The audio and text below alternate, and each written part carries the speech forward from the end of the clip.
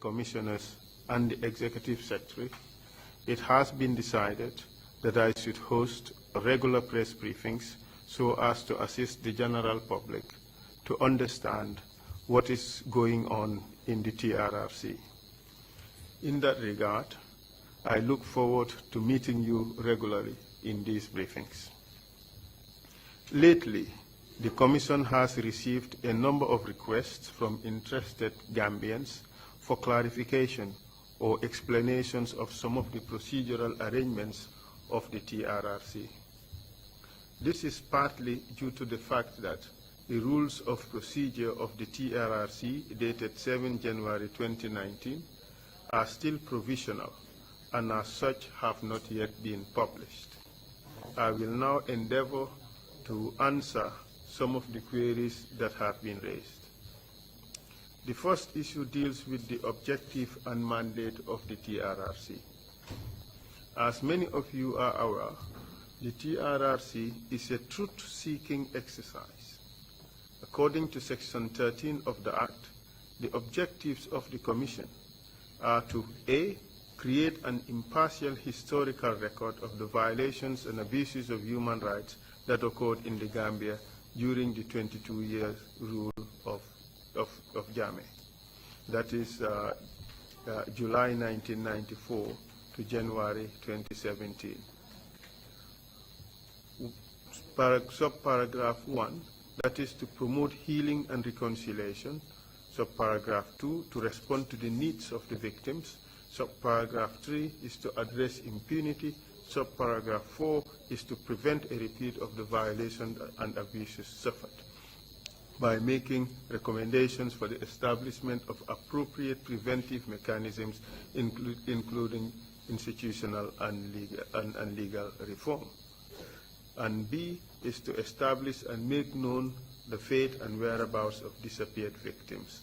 And objective C is to provide victims an opportunity to relate their own accounts of the violations and abuses suffered, and finally to grant reparations to victims in appropriate cases. I must emphasize that the TRRC is not a witch-hunting exercise. It is a victim-centered process that is aimed at establishing the truth about the violations and abuses of human rights that occurred in our country. It is also not a criminal trial. It is for this reason that the Commission endeavors to remove many of the features that would liken the process to a court. The success of the process, however, depends to a large extent on the ability of the Commission to get to the truth of what happened. In this regard, success would be easily attained if witnesses cooperate by providing truthful accounts. False or misleading testimony would only derail the Commission or lead it into error.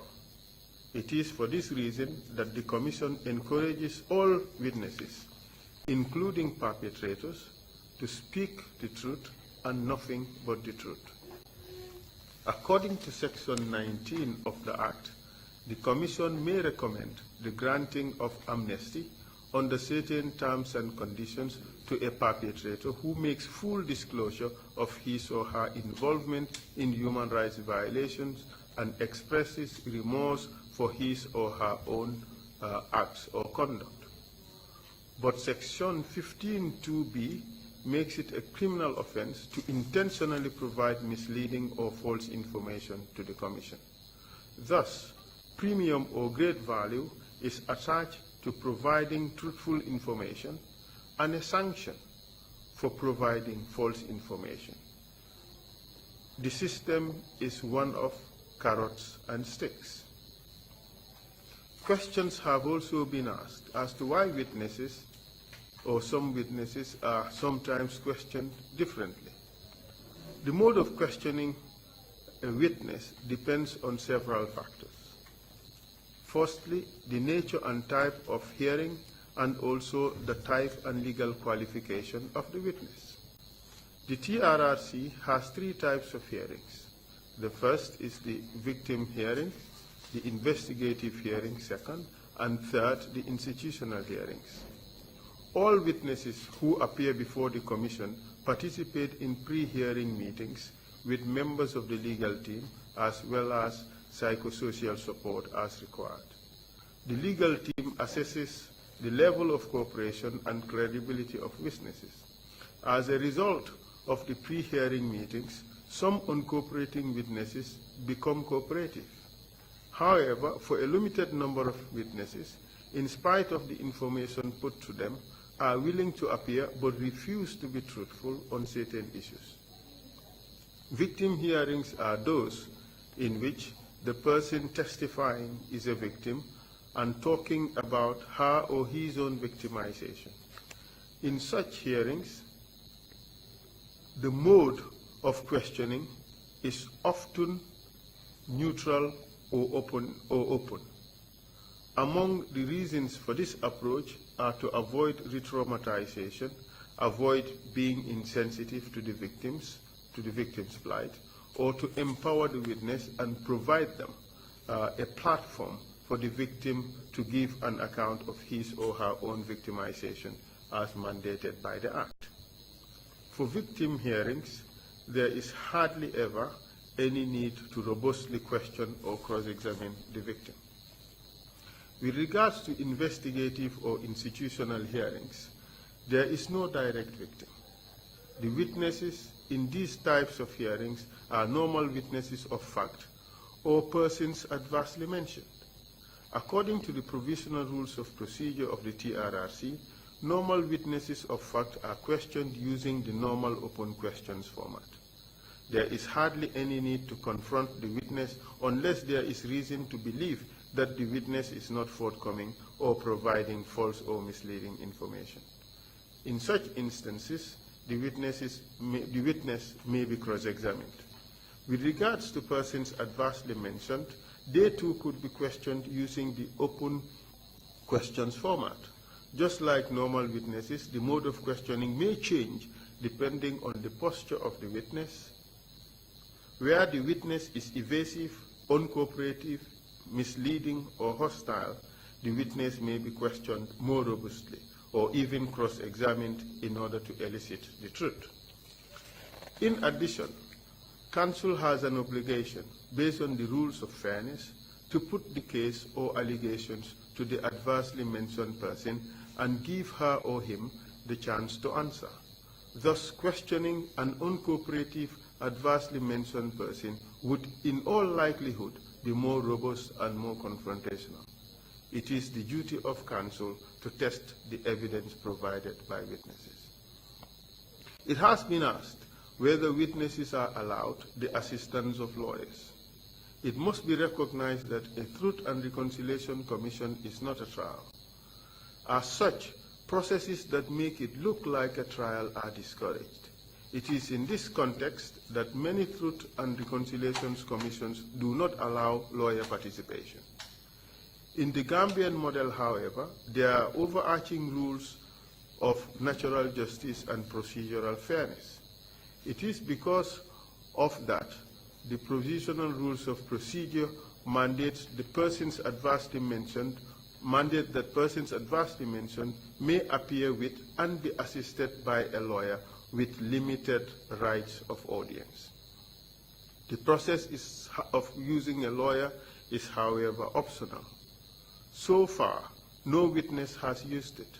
However, it is important to note that witnesses who have been adversely mentioned have been served with notices of adverse mention and provided with the relevant excerpts of the rules of procedure and have been informed of the right of their right to be assisted by counsel in the hearing. Additionally, during meetings with the relevant witnesses, they are informed of the right to be assisted by counsel during interview and testimony.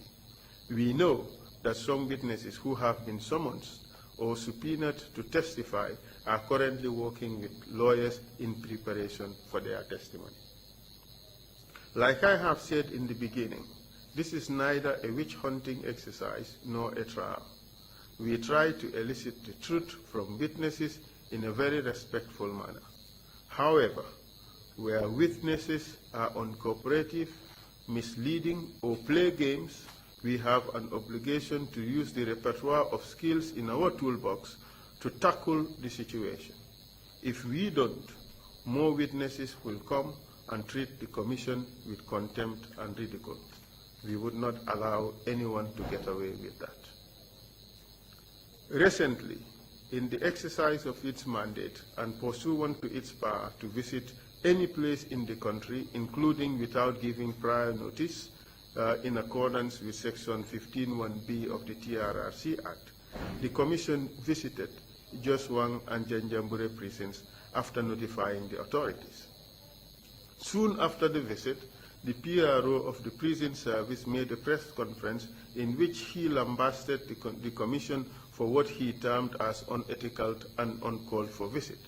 On behalf of the Commission, I have been mandated and directed to state that the language of the PRO was unnecessarily harsh and disrespectful. Use of such strong and disrespectful language should not be allowed in official discourse. Our country has gone through a lot in the not too distant past where public officials are not called out to be accountable for their deeds or misdeeds for that matter, and where others with differences in opinion are treated with contempt and ridicule. Such behavior from public officials is unacceptable. The TRRC refused to respond at the time when the unwarranted statements were made, just to diffuse the situation and avoid unnecessary escalation. It certainly would have been more helpful if the prison service had called the authorities in the Commission to discuss their complaint.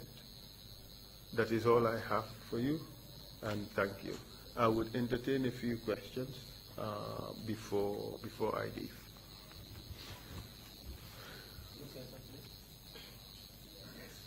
Yes.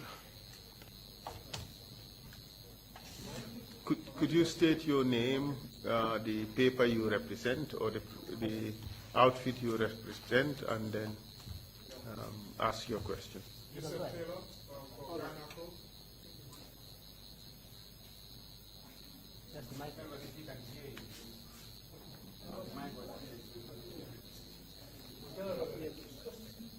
Can you please move?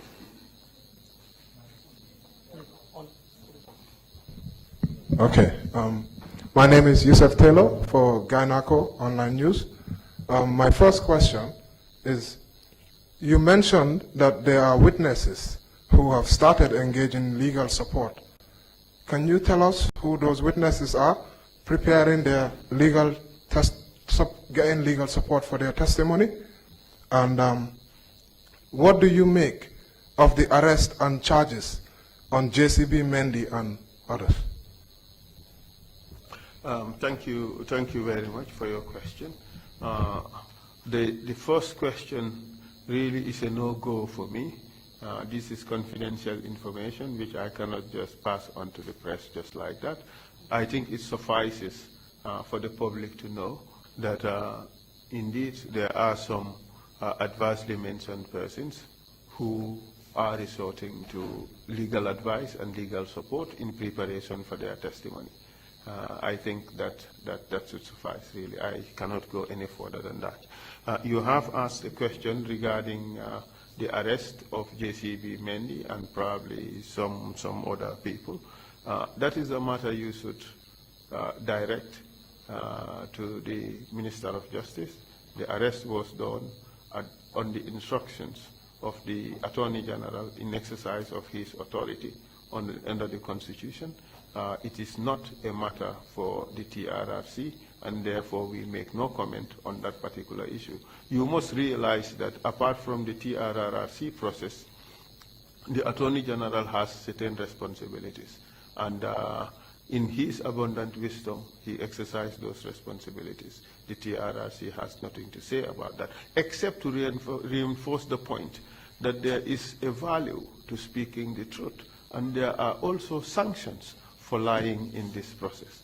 I'm not suggesting that that is the basis for the arrest, but these are important points that we should bear in mind. Thank you. I hope that answers your question. Yes, please. The gentleman in the long sleeve shirt.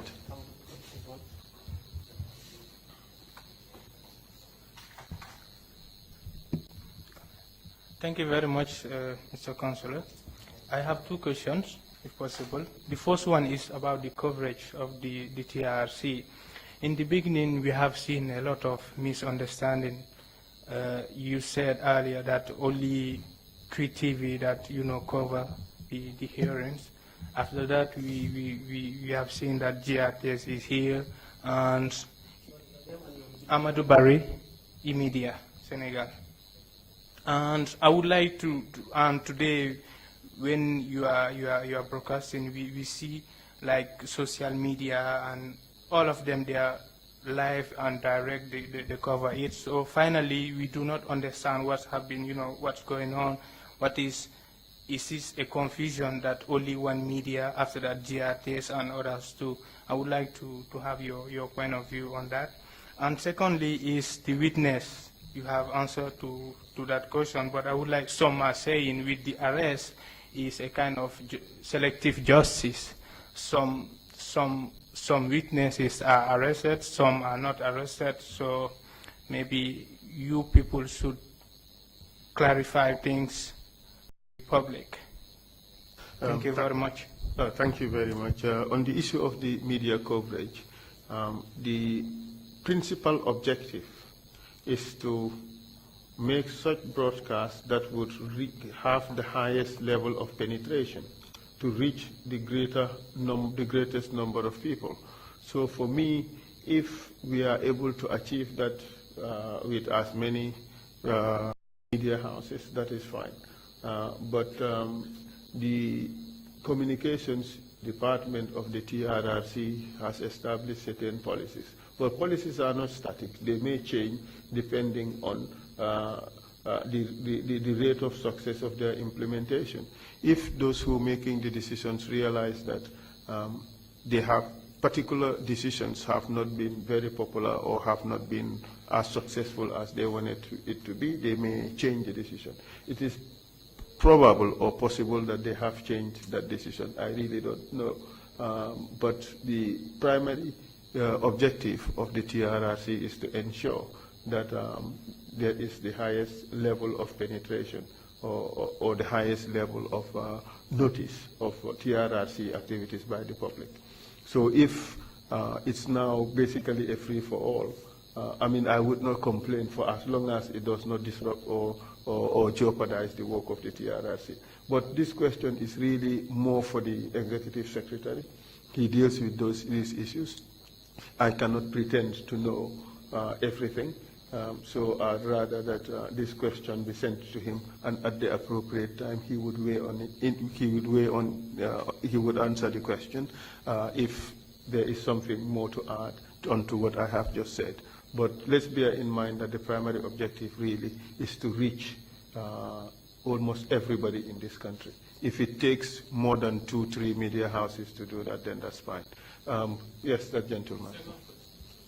The second question is on the issue of selective justice. Again, this is a matter for the Attorney General to deal with, and I'm sure that he has adequately answered this question in different fora.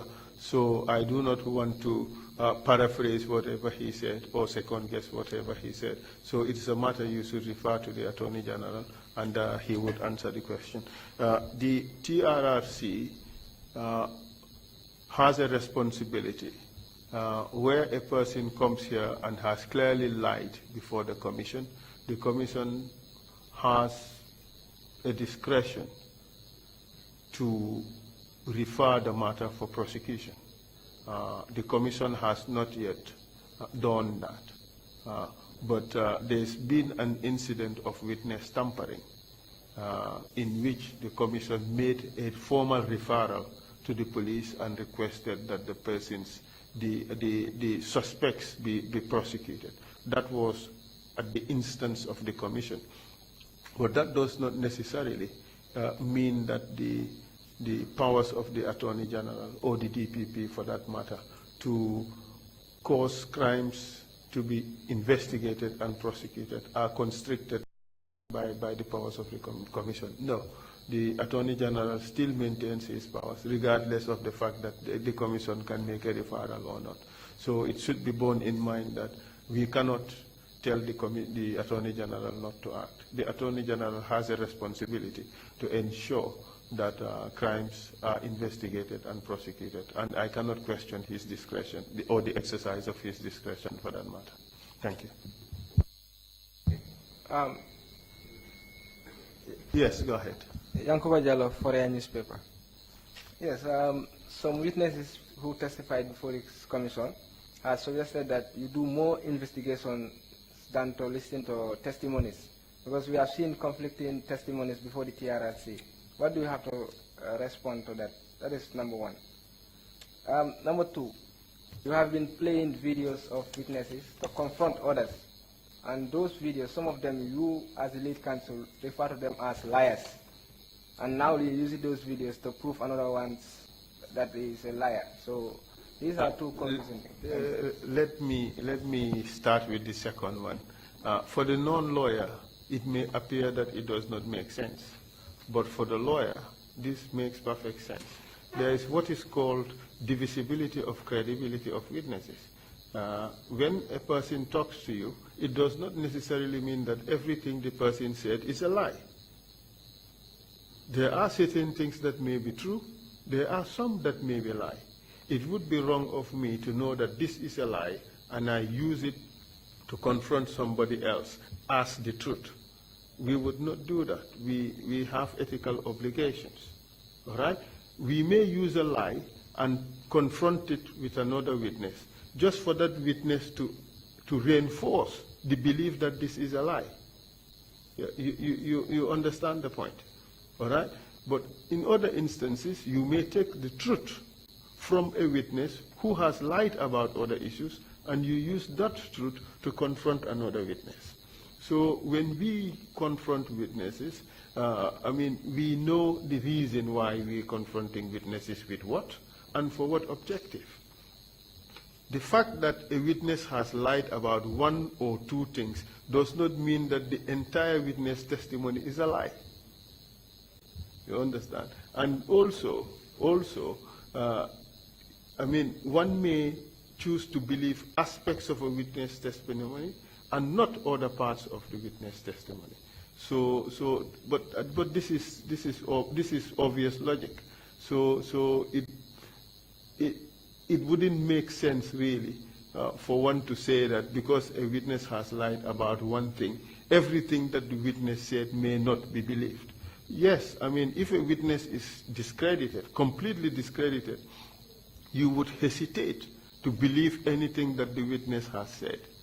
But obviously there are certain things that the witness has said which would be true, and it may be safe to accept that. So really, that is not really a very big problem as far as we are concerned. You have asked another question. Witnesses say, investigate this issue before you arrive at a conclusion. There are conflicting witness testimonies. The hearings themselves are investigative hearings. You understand? It is intended to elicit the truth from witnesses about what has happened. But these witnesses may have different perspectives, different points of view, or different appreciation of the same set of events. Some also have different motives. Some would be more forthcoming with the truth. Others would want to lie for certain reasons. Others may not even intend to lie, but they also misunderstood certain things. So it is only through testing the evidence of witnesses, testing their testimonies, that the Commission would be able to arrive at conclusions as to where the truth lies. But when we sit here and ask questions and put forward particular theories, it does not necessarily mean that we have accepted those theories as true. But we are testing the theory through the witness. We put it out there for the witness to comment. Sometimes we confront the witnesses with that. It doesn't necessarily mean that that is a theory or a story we have accepted. In fact, counsel does not make the decisions. Counsel does not make the decision on which fact to accept and which fact not to accept. That is a matter for the Commission or for the commissioners. But it is our responsibility, we have a professional obligation to put the case to the witness, especially those witnesses who have been adversely mentioned. If a person said, oh, you, Mr. Fall, you were there, you fired a shot at a particular victim, it is the responsibility of counsel to put that theory to Mr. Fall and get Mr. Fall to accept or deny or offer an explanation. So this is the process. Yes, gentlemen. Thank you very much, Mr. Councilor. My name is Abubakar Sedikan. I am a senior member of the Gambia Press Union, and also a freelance journalist who is running his own independent page on the social media. My question is, following the conclusion of the testimony of Mafuji Sonko, an amount of money was presented to him in this hall. There is this a huge public outcry, criticism, that Mafuji that money should have not been presented to Mafuji in this hall, because this is an independent institution, an impartial institution, that you have so many victims that have their ordeal and they are yet to testify. How would those victims feel if such type of events are taking place at the TRRC hall? That's one question. And the second question is, with regards to your own personality, your able counsel, Esafal, you also presented an empty land to Mafuji Sonko. Some said this would have jeopardized your own personality as the lead counsel of the TRRC. What is your take? The thing is, I would not go deep into these issues. You know, in everything that people do, there would be critics. Whether the criticism is genuine, whether the criticism is an important one, for some it really does not matter. They just look for one little thing and they criticize. If a group of people out there think that they need to help a particular individual and want to come here and do it, why should we stop them? These are victims, these are people who have suffered. What we want is for Gambians to come out and give generously to them so that we can restore their dignity, so that what they lost can be restored. I gave Mafuji a piece of land and I do not regret it. You know why? Because this person needs it. I have it.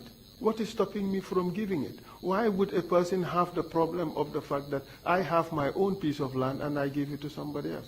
But the thing is, this is a society where people would criticize certain things that are not worth criticizing. I think that as a people, we have to applaud charitable acts. We have to applaud embracing one another as friends, as family, as brothers, as sisters. This country needs healing. We cannot heal if we do not embrace one another. We cannot heal if we do not show kindness to one another. What I did for Mafuji was one act of kindness. And I have done many. There are others in the society who have done many and are continuing to do many. But what rule is there which says that an act of kindness must be hidden?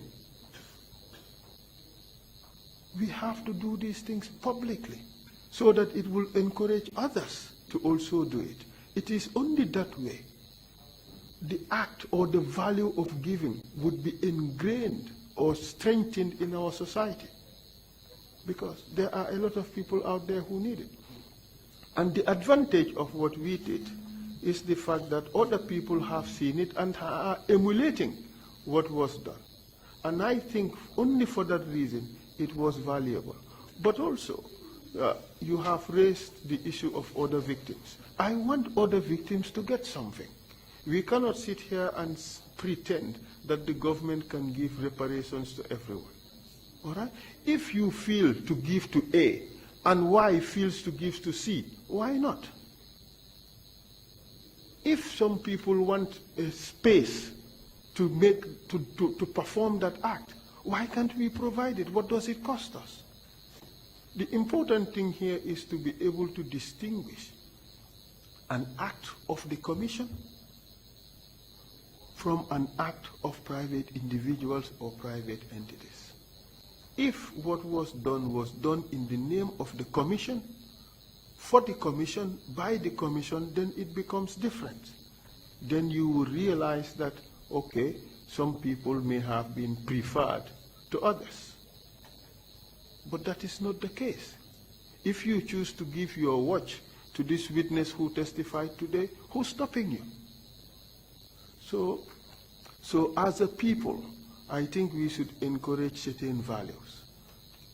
The value of kindness, the values of charity, the value of giving. And I do not think that that is something that is worthy of criticism. But people have their different points of view, and I leave it at that. Thank you. Yes. We are running out of time. Yes.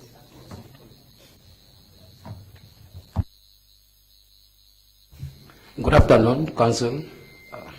This is Keba Ansumani. I'm from the Chronicle newspaper. I would like to know your view, the fact that people who tampered with evidences have been ordered arrest by the Justice Ministry. But then on the other hand, there are instances where evidences has been destroyed at the former National Intelligence Agency. I would like to know your view on that, whether the commission, at the commission level, you have taken position as far as destruction of evidence are concerned at the NIA. Thank you. This is an important question.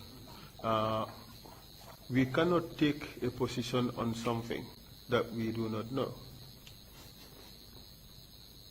Okay. There is speculation that there's been destruction of evidence at the NIA. We don't have that evidence yet. But be rest assured that the Commission has a mandate. Destruction of evidence is one important element of that. We have to pay attention to destruction or concealment of evidence. So one of the investigative themes of the NIA, of the Commission, is to have institutional hearings of certain targeted institutions. So we would see what happens. We would investigate certain institutions, and the issue of destruction of evidence would be one issue to investigate with regards to those institutions. So we have to cross that bridge when we get there. But be rest assured that the Commission would not see or would not have evidence of deliberate destruction of evidence and would not do anything about it. It is our responsibility to do something about it, and be rest assured we will do something about it.